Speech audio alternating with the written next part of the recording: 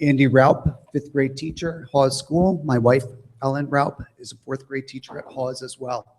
A caring community. This is the motto of Hawes. It's not difficult to gather, though, that we Ridgewood educators do not feel very cared for. Several months ago, I stood here as a former board member, admonished the teachers, warning us to tread carefully, insinuating that we should be thankful for our jobs, for we have not been touched by the repercussions of the 2008 economic crisis, which, by the way, was not caused by teachers. I agree, we should be thankful for our jobs.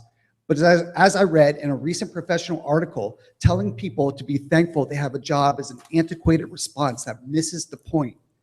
Telling people to be thankful they have a job, direct or implied, is a quintessential example of relativism, a philosophical position which, although commonly used, is tenuous at best as it eventually collapses upon itself. The person who kept their job in 2008 should be thankful. The person who lost their job in 2008 but kept their house should be thankful.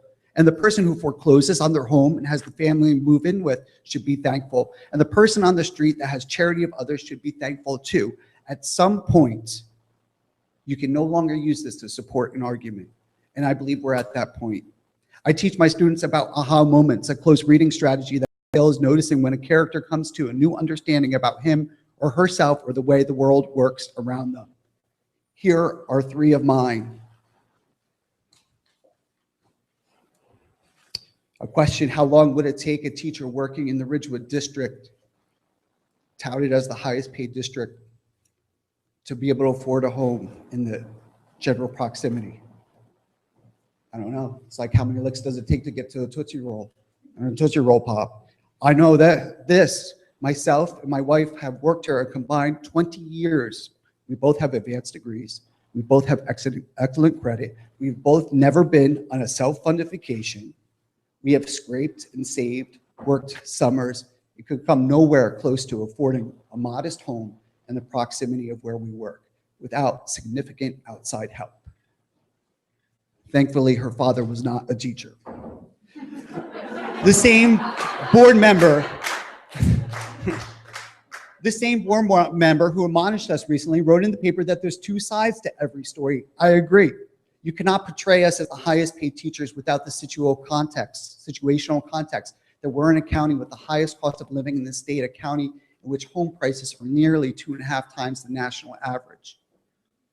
Number two, a teacher does not need the best in order to be the best. I believe that for most things, teachers can formatively assess a class with Post-its and pencils faster than Chromebooks and Google Apps.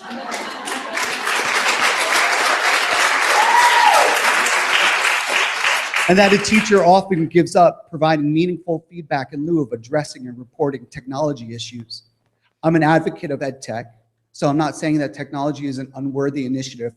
However, due to the revolving door of change with increased responsibilities and a decreased amount of time to carry them out, I find myself often without the time to even create a Google form, let alone analyze the results and use those results to inform instruction. Instead of planning out instructional next steps and giving more frequent feedback, I'm doing things like putting together more subplans for yet more professional development, for yet more curriculum. The district spent hundreds of thousands on a new science program a few years back, and we spent hours in professional development for that new program, hours creating subplans for that professional development, hours evaluating, modifying lessons and assessments, and hours finding supplemental resources to enrich the program to make it the best that it could be. Are we not to be disheartened when that money, those hours of work, will be so shortly thereafter be pushed to the side for yet another program and curriculum that will cost the district hundreds of thousands more? Yet there's no money for teachers. The board asserts that all the spending on curriculum and beyond is making our lives as teachers easier. I assure you that it is not.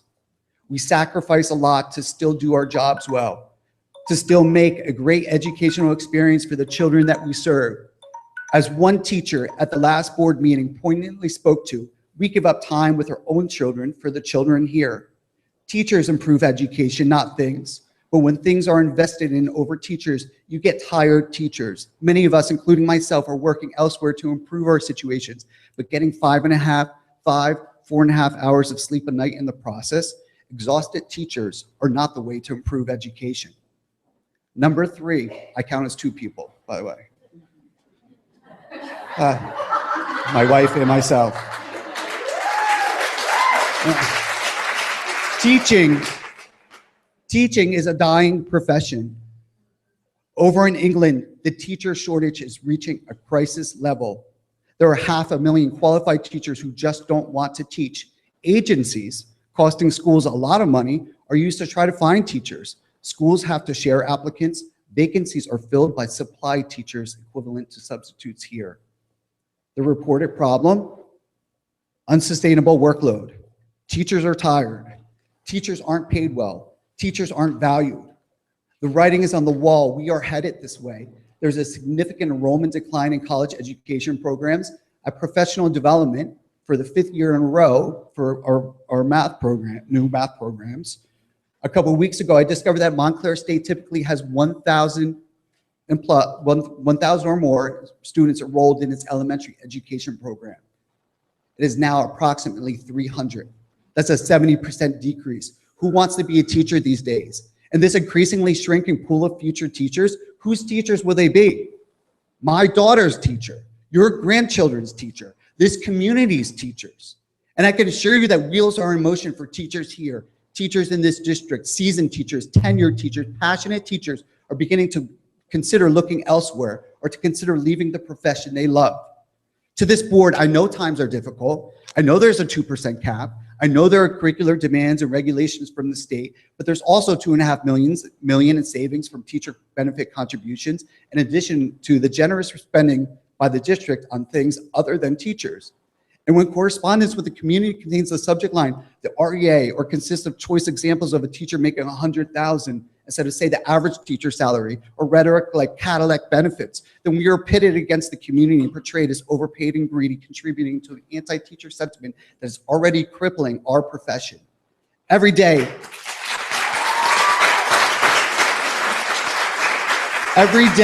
we're expected to think outside the box and figure it out. We need you doing the same. We need the board working with us. Now is not the time for Ridgewood to shrink back and join the ranks of others. This is the time for Ridgewood to shine, for current teachers, for aspiring teachers, for the health of education, and for the good of this community. I choose not to believe that the relationship between the board and teachers is in disrepair, although I worry it's approaching. I choose to believe that whatever has transpired in the past can propel us forward in good faith to fight together to lead the way in education. But I believe that the first step is to settle this contract and to settle it now. Thank you.